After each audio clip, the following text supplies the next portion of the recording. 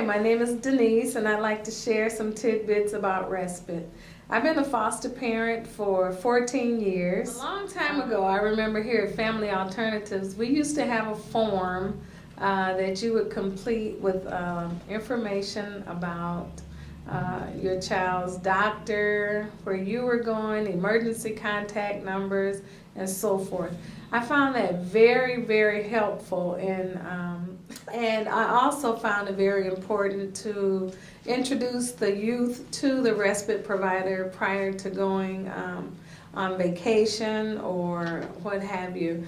I know a lot of times we wait for an emergency situation before we think to use our respite, but it's very important to take a break while you're doing care.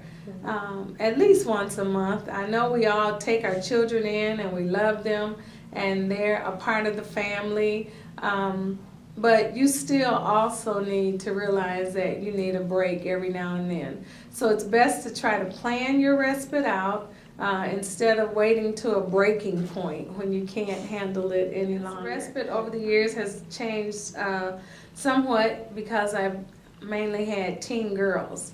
And so I've mainly had in-home respite where I go out and somebody comes in because you just need that break every now and then. And then the girls really appreciate having someone come in that they know and have met and that they have a rapport with. That's very important, to get someone where your youth will respect them and your provider will also respect your youth. But one way you can go about trying to make sure you do have a successful respite is to invite your respite provider over, introduce them to the youth, introduce them to your home, the environment, give them as much information as you can within legal parameters about your youth. And let your youth ask them questions as well. That's very important because the youth always want to know, well, do you have children? What do you like to cook? And so forth and so on.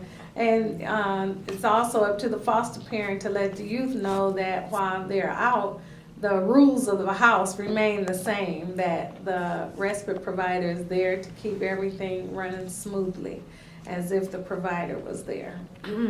So that's helped to make successful respites also. It's, as I said, respite can back to the scheduling. 10 days is not too much in advance to let your children know what's going on. And then you start planning your process from right there. Okay, well, what are we doing? Well, Mary's coming over. You know, she'll be over tomorrow. I'll introduce you to her in case they don't know who she is. But once you do get a regular regular respite provider, it's really good and it's really nice.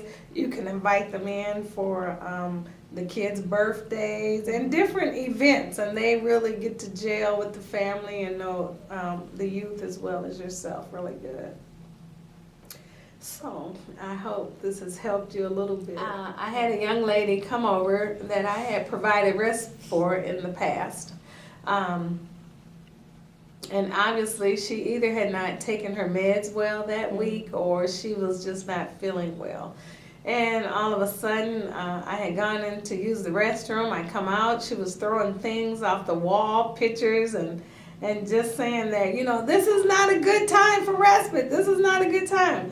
And so I said, well, did you tell anybody that before coming? So I talked to her as much as I could, and then I called the county number, the after hours number. We called St. Joe, and we had a team to come out and talk to her and try and calm her down. But it didn't last. She eventually ended up going to St. Joe for the weekend. And that's something that the county does not like for it to happen, but unfortunately, out of 14 years, that was my only really difficult respite that I had to provide. I have not had any problems with providers coming in to my house at all. Just cooking up all the food, popping up all the popcorn, everybody having a good time.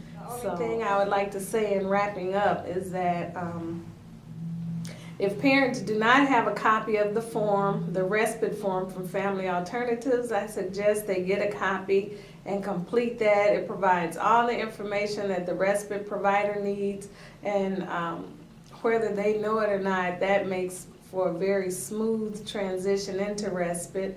And it also makes them think, and sometimes they have to update their emergency numbers or contact information.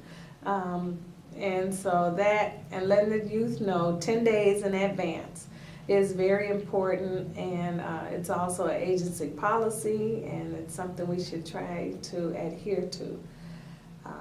And I think from that point on, you'll have a successful respite.